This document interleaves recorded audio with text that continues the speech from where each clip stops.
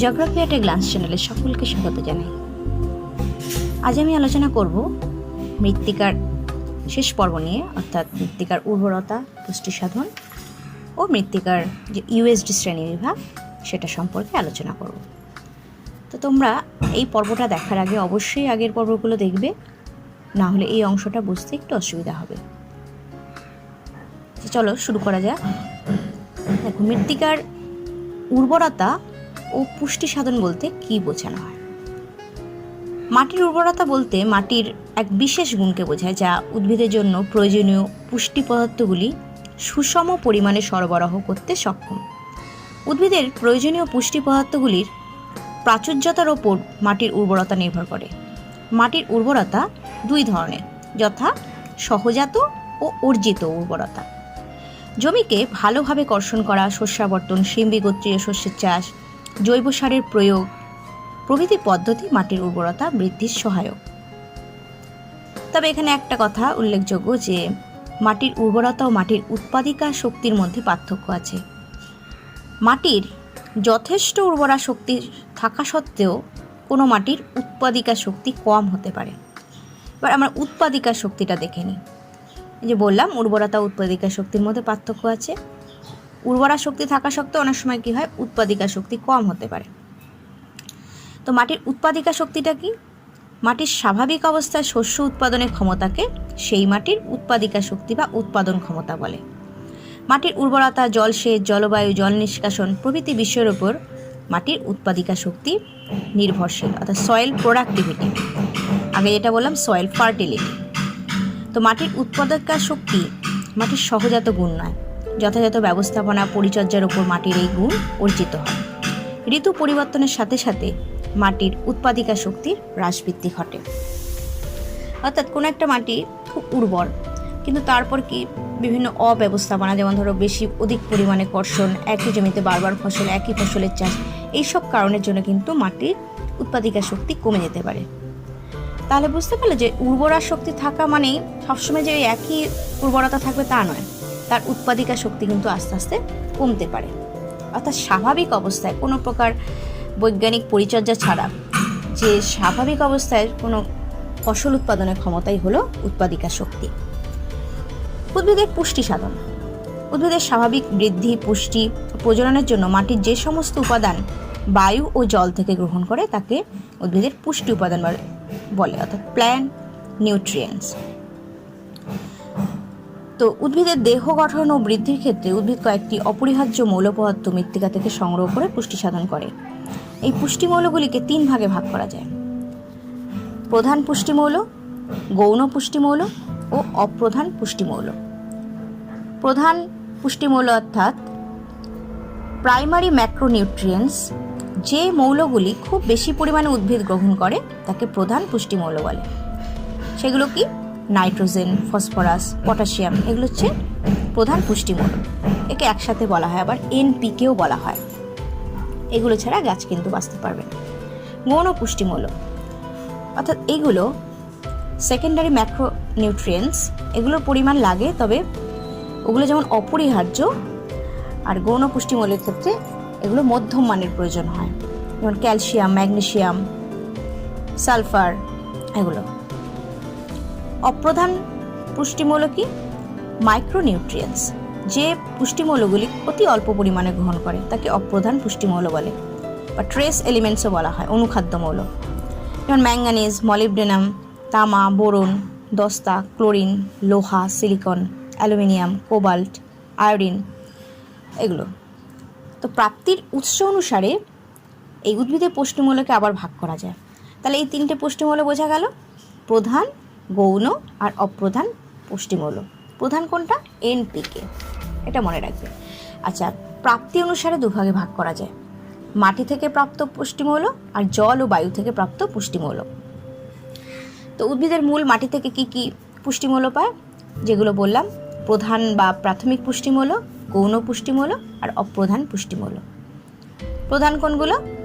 Nitrogen, phosphorus, potassium. গৌণ calcium, magnesium, sulphur. আর অপ্রধান কোনগুলো? Manganese, molybdenum, chlorine, লোহা, দস্তা, তামা, বোরন। আর জল ও বায়ু থেকে কী পেয়ে থাকে? কার্বন, হাইড্রোজেন ও অক্সিজেন। এবার আমরা দেখে নিই উদ্ভিদের পুষ্টি সাধনে এনপিকের কী ভূমিকা। যেটা বললাম প্রধান পুষ্টিমূল্য, এটা ছাড়া কিন্তু গাছের পরিপূর্ণ বৃদ্ধি কিন্তু হবে না। প্রথম হচ্ছে নাইট্রোজেন। এর কী কাজ? নাইট্রোজেন উদ্ভিদের সর্বাপেক্ষা প্রয়োজনীয় পুষ্টিমূল্য। পাতা ও কাণ্ডের সবুজ অংশ তৈরি করে, দেহকোষের বৃদ্ধির জন্য, ফল ও শস্যের কোমলতা ও রসালতা বৃদ্ধিতে, প্রোটিনের পরিমাণ বৃদ্ধিতে নাইট্রোজেন খুব দরকার। নাইট্রোজেনের অভাবে গাছ খর্বাকৃতি হয়ে যায়। দেখবে অনেক গাছ ছোট ছোট হয়ে থাকে, হলুদ হয়ে যায় গাছের পাতা, এবং ফলটাও অত পুষ্ট হয় না। এটা দেখে বুঝবে যে এই গাছের নাইট্রোজেনের অভাব ঘটেছে। অন্যদিকে এই উপাদানের পরিমাণ বৃদ্ধি পেলে গাছ ভারী হয়ে মাটিতে পড়ে যায়। আর বেশি আবার এই ধরনের সার যদি ব্যবহার করা হয় কী হবে? ভারী হয়ে এত পুষ্ট হয়ে যায়, ভারী হয়ে মাটিতে পড়ে থাকে, শস্য পাকতে দেরি হয় এবং রোগ প্রকার আক্রমণের সম্ভাবনা বেড়ে যায়। অর্থাৎ কোনোটাই বেশি পরিমাণে হওয়া ঠিক নয়। অভাবটা আমরা কী করে বুঝবো? গাছের পাতা হলুদ হয়ে যাচ্ছে, ছোট হয়ে থাকছে সেগুলো। ফসফরাস উদ্ভিদের শিকড় তৈরিতে, কোষ বিভাজনে ও বৃদ্ধিতে এবং শস্যের পরিপক্কতা লাভ করতে, নাইট্রোজেন সংবর্ধনে এবং খরা ও শীতের প্রতিরোধে ফসফরাস একটি গুরুত্বপূর্ণ উপাদান। ফসফরাসের অভাবে গাছ খর্বাকৃতি হয় এবং গাছের পাতা লালচে হয়ে যায়। এটার অভাবেও কিন্তু গাছ খর্বাকৃতি হয়ে যায়। কিন্তু এই ফসফরাস কোন কাজে লাগছে? উদ্ভিদের শিকড় তৈরিতে। পটাশিয়াম গাছের পাতার শর্করা ও শ্বেতসার জাতীয় খাদ্য তৈরিতে, রোগ পোকার আক্রমণ প্রতিহত করতে, দানা পুষ্ট করতে, গাছকে শক্তিশালী করতে, কোষ বিভাজনে দ্রুত করতে এবং নাইট্রোজেন সংবর্ধনে সাহায্য করে। এই উপাদানের অভাবে গাছের পাতা তামাটে হয়ে যায় ও বৃদ্ধি সুষ্ঠুভাবে হয় না। তাহলে বুঝতে পারলে তো যে এনপিকের ভূমিকা কতটা গুরুত্বপূর্ণ। আচ্ছা, তাহলে এগুলো আমরা বুঝতে পারলাম যে পুষ্টিমূল্যগুলো কতটা গুরুত্বপূর্ণ। এবার আমরা দেখব যে মৃত্তিকা শ্রেণীবিভাগ, ইউএসডিএ শ্রেণীবিভাগ।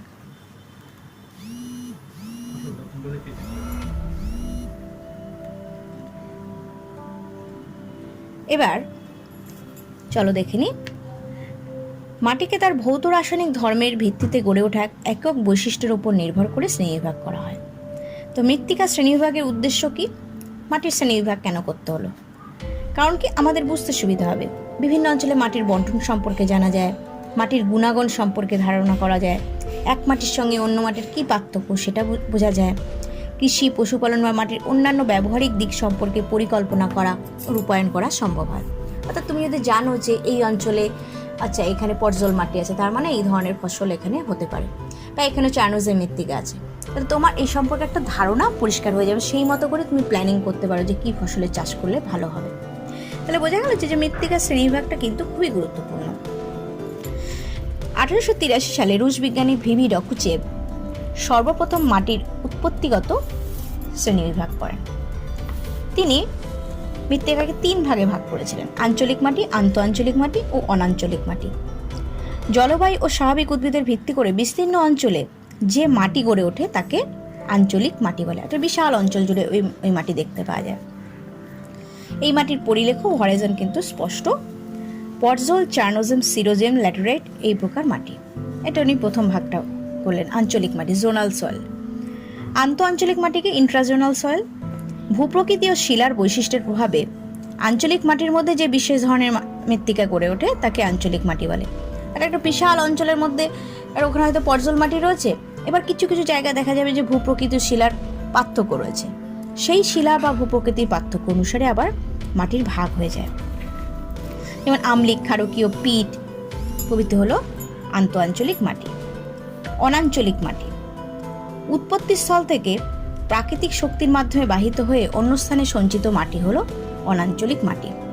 অর্থাৎ যেখানে ওই মাটিটা সৃষ্টি হয়েছে সেটা গিয়ে অন্য জায়গায় বাহিত হয়েছে, এটা তোমরা জানো।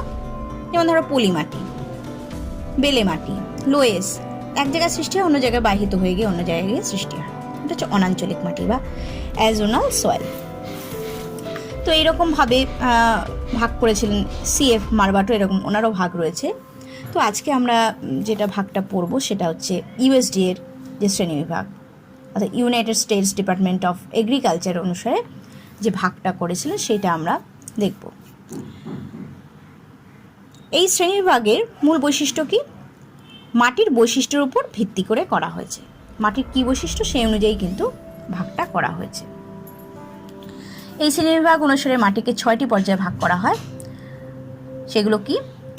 বর্গ অর্থাৎ order, sub order, great soil group, sub group, family, series. অর্থাৎ বর্গ, উপবর্গ, প্রধান গোষ্ঠী, উপগোষ্ঠী, পরিবার এবং গণ, এইভাবে পরপর ভাগ করা হয়েছে। একদম ওপরে রয়েছে আমরা দেখতে পাচ্ছি বর্গ। মৃত্তিকা সৃষ্টির প্রক্রিয়া ও মাত্রা অনুসারে মাটিকে 11টি বর্গে বা ক্রমে ভাগ করা হয়েছে, যেমন ভার্টিসল, অক্সিসল, আল্টিসল প্রভৃতি। প্রতিটি বর্গকে জলবায়ু, আর্দ্রতা, গাছের পার্থক্যের ভিত্তিতে 7টি উপবর্গে ভাগ করা হয়েছে।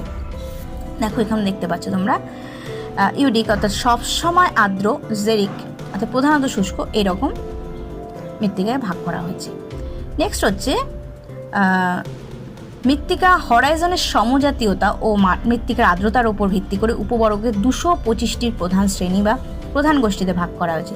হিস্টিক, জৈব পদার্থযুক্ত, নেট্রিক অর্থাৎ সোডিয়াম সমৃদ্ধ মাটি। এখানেও দেখো যে 225টি যে ভাগ করা হয়েছে। এরপর হচ্ছে পরবর্তীতে মৃত্তিকার ভৌত ও রাসায়নিক ধর্মের উপর ভিত্তি করে শ্রেণী বা গোষ্ঠীকে উপশ্রেণী, উপগোষ্ঠীতে এবং উপগোষ্ঠীকে পরিবারে, পরিবারকে গণ বা সিরিজে ভাগ করা হয়েছে। দেখতে পাচ্ছ যে উপশ্রেণী কতগুলো আছে, সাবগ্রুপ 1000টি, কেবল যুক্তরাষ্ট্রের, যেহেতু যুক্তরাষ্ট্রের কৃষি দপ্তর থেকে করা হয়েছে। আবার ফ্যামিলিতে কত হচ্ছে 5000টি মৃত্তিকা রয়েছে, আর গণ বা সিরিজে 12000টি। সবই কিন্তু আমেরিকা যুক্তরাষ্ট্রের কৃষি দপ্তর থেকে প্রকাশিত শ্রেণীবিভাগ। আচ্ছা, এবার আমরা বিভিন্ন বর্গগুলো সম্পর্কে জানবো, মৃত্তিকার যে ভাগগুলো আছে।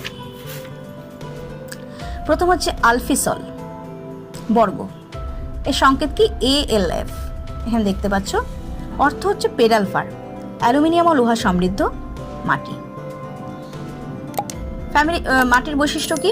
কর্দম সমৃদ্ধ বিস্তরযুক্ত আর্দ্র মাটি, লাল দোআঁশ মাটি, লাল বেলে মাটি, রং ধূসর বাদামি, পর্জল, চার্নোজেম, পলিমাটি, জলাভূমির মাটি এই বর্গে। আমাদের ভারতবর্ষে কোথায় দেখা যায়? ভারতের পাঞ্জাব অঞ্চলে এই ধরনের মাটি দেখতে পাওয়া যায়। সারা বিশ্বে এই মৃত্তিকার পরিমাণ প্রায় 14.7%। এরিডিসল অর্থাৎ ল্যাটিন এরিডাস অর্থাৎ শুষ্ক অঞ্চলের থেকে নামকরণটা হয়েছে। এর সংকেত হচ্ছে ID। মরু অঞ্চলে মাটি, এখানে উপবর্গের সংখ্যা হলো 2টি। এই মাটিতে জল ও জৈব পদার্থের অভাব আছে। ক্ষারকীয় মাটি, রং লাল বাদামি, সিরোজেম, সুলানচেক মাটি এই বর্গের। রাজস্থানের পশ্চিমাঞ্চলে এই ধরনের মাটি দেখতে পাওয়া যায়। তোমরা এই চারটা দেখলে খুব ভালোভাবে বুঝতে পারবে। সারা বিশ্বের প্রায় 19.2% এই মৃত্তিকা দেখতে পাওয়া যায়। এন্টিসল, এর সংকেত হলো ENT। বর্তমানকালের মাটি বা সমসাময়িক কালের মাটি, খুব বেশি দিনে পুরনো নয়। এর উপবর্গের সংখ্যা 5টি। মাটির বৈশিষ্ট্য কি? স্তরবিহীন নবীন মাটি, অগভীর মাটি, শীতল শুষ্ক অঞ্চলের মাটি, যেমন লাদাখ ও তুন্দ্রা অঞ্চলে গেলে এই ধরনের মাটি দেখতে পাওয়া যায়। প্রায় 12.5% মৃত্তিকা রয়েছে সারা বিশ্বে। হিস্টোসল, এর গ্রিক শব্দ হিস্টোসের অর্থ হচ্ছে তন্তু, এর সংকেত হলো IST, তন্তুজাত মাটি। উপবর্গের সংখ্যা হচ্ছে 4টি। এই মাটি জৈব পদার্থ সমৃদ্ধ, পিট জাতীয় মাটি। জল সম্পৃক্ত অঞ্চলে এই মাটি বেশি দেখা যায়, অর্থাৎ যেখানে জলাভূমি দেখা যায়। গঙ্গা, গোদাবরী, কৃষ্ণা, কাবেরী নদীর পরিত্যক্ত নদীখাত সংলগ্ন অঞ্চলে এই মাটি দেখতে পাওয়া যায়, যেখানে জল জমে থাকে। প্রায় 0.8% এই ধরনের মাটি। ইনসেপ্টিসল, ল্যাটিন ইনসেপ্টাম থেকে এসছে নামটা, অর্থ হলো শুরু। EPT, নবীন মাটি, এর অর্থ হচ্ছে নবীন মাটি। এর উপবর্গের সংখ্যা 6টি। এটি অপরিণত মাটি। এই মাটিতে রাসায়নিক আবহবিকারের যোগ্য খনিজের পরিমাণ বেশি। সিন্ধু গঙ্গার সমভূমি এবং গঙ্গা, গোদাবরী, কৃষ্ণা, কাবেরী প্রভৃতি নদীর প্লাবনভূমি অঞ্চলে মাটি। প্রায় 15.8% এই ধরনের মাটি। মলিসল, ল্যাটিন মলিস শব্দ অর্থ নরম, এর সংকেত কি? OLL, নরম মাটি। অর্থাৎ উপবর্গের সংখ্যা এখানে 7টি। বৈশিষ্ট্য: নাতিশীতোষ্ণ আর্দ্র ও তৃণভূমি অঞ্চলে মাটি। মাটির সর্বোচ্চ স্তর ঘন কালো। A ও B স্তরে ক্যালসিয়ামের আধিক্য আছে। মাটিতে জৈব পদার্থ প্রচুর। উত্তরপ্রদেশের তরাই অঞ্চল, হিমাচল প্রদেশের কুলু অঞ্চলে এই ধরনের মাটি দেখা যায়। প্রায় 9% মাটি সারা পৃথিবীতে এই ধরনের মাটি রয়েছে। অক্সিজল, ফরাসি অক্সিডি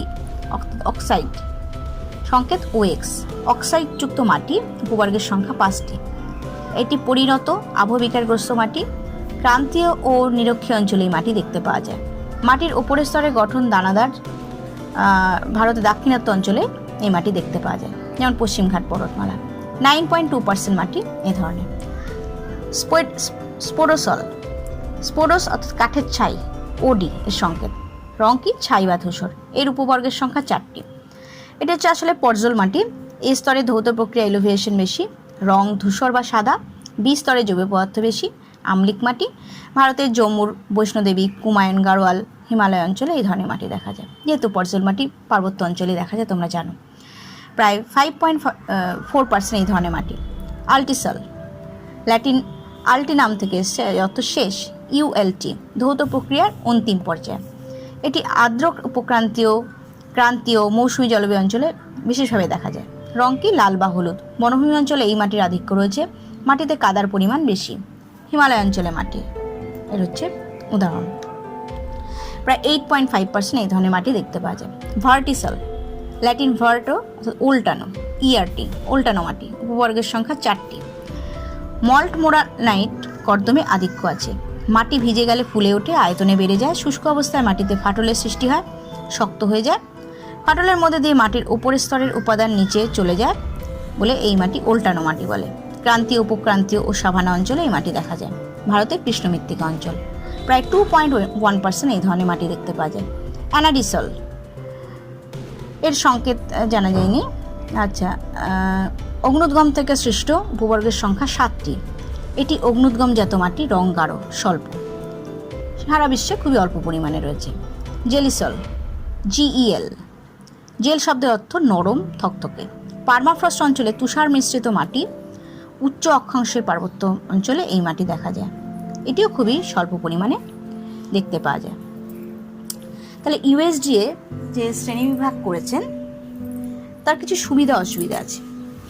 তো সুবিধাগুলো কি? এই পদ্ধতি বিজ্ঞানসম্মত পর্যবেক্ষণের উপর প্রতিষ্ঠিত। আলোচ্য শ্রেণীবিভাগে মাটির ভৌত রাসায়নিক বৈশিষ্ট্যগুলিকে ভিত্তি হিসেবে ধরা হয়। মাটির নামকরণের ক্ষেত্রে গ্রিক, ল্যাটিন, ফরাসি শব্দগুলি এমনভাবে ব্যবহার করা হয়েছে যে মাটির বৈশিষ্ট্য সঠিকভাবে বোঝা যায়। আলোচ্য প্রকল্পে নতুন শ্রেণীর সংযোজনের ব্যবস্থাও রাখা হয়েছে। এটা হচ্ছে সুবিধা। তো অসুবিধা কি? এই পদ্ধতিতে মাটির উৎপত্তির ওপর জোর দেওয়া হয়নি। এছাড়া লবণাক্ত মাটির জন্য বিশেষ কোনো বর্গ নির্দেশ করা হয়নি। এন্টিসল, ভার্টিসল, ইনসেপ্টিসল, হিস্টোসল বর্গের মাটির বিস্তার বা বন্টন সুনির্দিষ্ট নয়। যাই হোক, অসুবিধা তো প্রত্যেক ক্ষেত্রেই থাকে, তাও সুবিধাটাই আমাদের মেনে নিতে হবে। কারণ শ্রেণীবিভাগ থাকলে সত্যি বিভিন্ন ধরনের প্ল্যানিং করা যায়, কোথায় কী ধরনের চাষ করা সম্ভব। তাহলে আমরা একদম এই ভিডিওর একদম শেষ পর্বে চলে এসেছি। তো আমরা এই অধ্যায়টি থেকে আমরা কী কী জানতে পারলাম আজকে, যে পুষ্টি মৌলগুলো কী, আর উর্বরতা শক্তি কী, আর যে ইউএসডিএ যে শ্রেণীবিভাগ সেটা সম্পর্কে জানতে পেরেছি। তো এই ভিডিওটি দেখলে তোমরা অবশ্যই এই অধ্যায়টি খুবই ভালোভাবে বুঝতে পারবে। তার সাথে অবশ্যই বই পড়তে হবে, বইয়ের কোনো বিকল্প নেই। তবে এই ভিডিও থাকলে তোমাদের বুঝতে একটু সুবিধা হবে।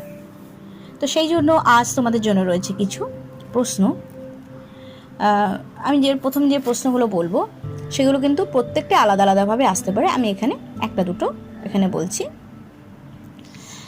তো প্রথমে ধরো ফার্স্ট কোয়েশ্চেন, ইনসেপ্টিসল কি, মলিসল কি, এগুলো প্রত্যেকটা আলাদাভাবে আসবে। এরপর ইউএসডি শ্রেণীবিভাগ অনুসারে মাটির প্রধান বর্গগুলো সংক্ষেপে বর্ণনা করো। মাটির উর্বরতা পুষ্টি সাধনের উৎসগুলি আলোচনা করো। তাহলে তোমরা এই অধ্যায়টি পড়ো এবং এই প্রশ্নগুলোর উত্তর বাড়িতে সবাই লিখে ফেলবে এবং বইটি অবশ্যই ভালো করে পড়বে, কারণ পরীক্ষার বেশি দিন বাকি নেই। সকলেই খুব ভালো থেকো, সুস্থ থেকো। ধন্যবাদ।